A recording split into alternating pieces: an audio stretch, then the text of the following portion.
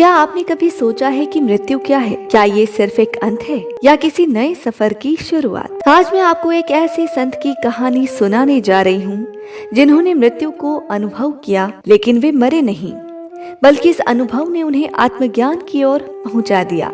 ये कथा है महान संत रमण महर्षि की, जिनका जीवन एक गहरी आध्यात्मिक यात्रा और कर्म के रहस्यों को सुलझाने की एक कहानी है। 1879 का समय था। दक्षिण भारत के तिरुवन्नामलई गांव में एक बालक का जन्म हुआ।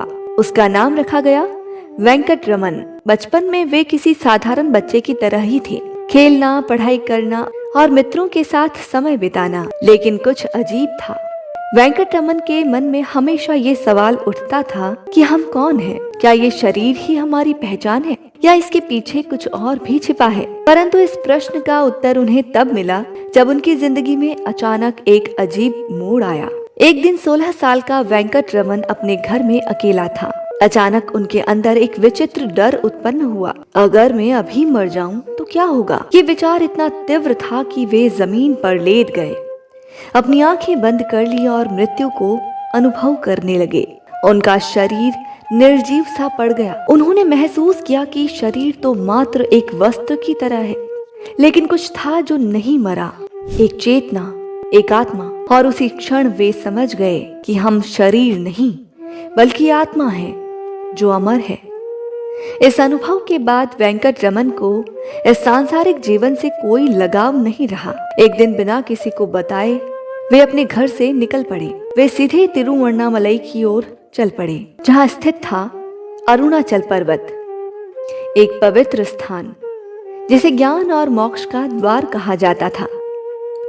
कई दिनों की यात्रा के बाद वे वहां पहुंचे और एक गुफा में ध्यान मग्न हो गए। लेकिन असली परीक्षा अब भी बाकी थी। वेंकट रमन ने हर सांसारिक मोह को छोड़ दिया। वे गुफा में बिना किसी चिंता के ध्यान में लीन रहने लगे। लेकिन समाज को यह स्वीकार नहीं था। लोग उनका मजाक उड़ाते, पत्थर फेंकते, परंतु वे शांत थे। धीरे धीरे उनकी दिव्यता को लोग समझने लगे। जो भी उनके पास आता वो उनकी आंखों में झांक कर एक अजीब सी शांति का अनुभव करता। अब वे सिर्फ वेंकट रमन नहीं थे, वे रमण महर्षि बन चुके थे। रमण महर्षि ने कभी कोई शिष्य नहीं बनाया, कोई ग्रंथ नहीं लिखा, लेकिन जो भी उनके पास आता उसे जीवन का गूढ़ रहस्य समझ में आने लगता। एक बार एक व्यक्ति ने उनसे पूछा, गुरुदेव, क्या मैं भगवान को देख सकता हूं? रमण महर्षि मुस्कुराए और बोले, क्या तुमने कभी अपनी ही परछाई देखी है? हाँ, कई बार। जब तुम चलते हो तब परछाई भी चलती है, जब तुम खड़े होते हो तब वो भी ठहर जाती है। लेकिन परछाई को पकड़ने की कोशिश करो तो क्या तुम उसे पकड़ सकते हो? नहीं, वो हमेशा दूर चली जाती है। यही भगवान का स्वरूप है।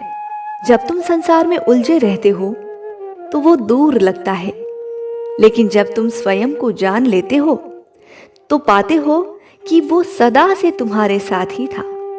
रमण महर्षि ने अपना पूरा जीवन मौन और आत्मज्ञान में बिता दिया।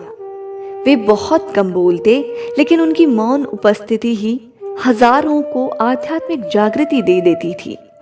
1950 में जब वे शरीर छोड़ने वाले थे तो उनके शिष्यों ने उनसे कहा, गुरुदेव, आप हमको छोड़कर मत जाइए। रमण महर्षि मुस्कुराए और कहा, मैं कहीं नहीं जा रहा, मैं हमेशा यहां हूं। और उसी क्षण एक अद्भुत प्रकाश पूरे कमरे में फैल गया और रमण महर्षि का शरीर धीरे धीरे विलीन हो गया। कोई नहीं जानता था कि ये क्या था। क्या ये मोक्ष की प्राप्ति थी? क्या वे सच में दिव्य थे या फिर ये केवल एक गूढ़ रहस्य था? आज भी रमण महर्षि का आश्रम अरुणाचल पर्वत के पास स्थित है। वहां जाने वाले लोग एक गहरी शांति का और आत्मज्ञान का अनुभव करते हैं। उन्होंने हमें सिखाया कि हम शरीर नहीं, आत्मा है। सभी समस्याओं का उत्तर हमारे भीतर है। भगवान कहीं बाहर नहीं, हमारे ही अंदर है। तो क्या आप तैयार हैं इस सत्य को अनुभव करने के लिए? क्या आप भी जानना चाहते हैं कि मैं कौन हूँ? क्योंकि ये सवाल ही आपको आध्यात्मिक जागृति की ओर ले जा सकता है। सभी साधकों के लिए शुभ समाचार। अब अमृत वेला मेडिटेशन क्लास होगी गूगल मीट पर। अमृत वेला मेडिटेशन ज्वाइन करें। पहला सत्र सुबह 3:30 से 4:30 बजे तक, दूसरा सत्र सुबह 4:30 से 5:30 बजे तक। सत्संग और साधना ज्वाइन करें।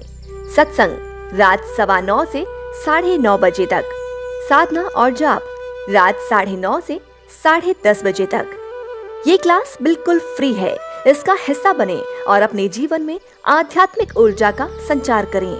सभी साधकों से निवेदन है, यदि आपने अभी तक हमारा साधना व्हाट्सएप ग्रुप ज्वाइन नहीं किया है तो तुरंत करें। यहाँ आपको सभी आवश्यक दिशा निर्देश मिलेंगे। मेडिटेशन क्लास और व्हाट्सएप ग्रुप के लिंक आपको इस वीडियो के डिस्क्रिप्शन बॉक्स में मिल जाएंगे। आइए साथ मिलकर आध्यात्मिक यात्रा पर चलें।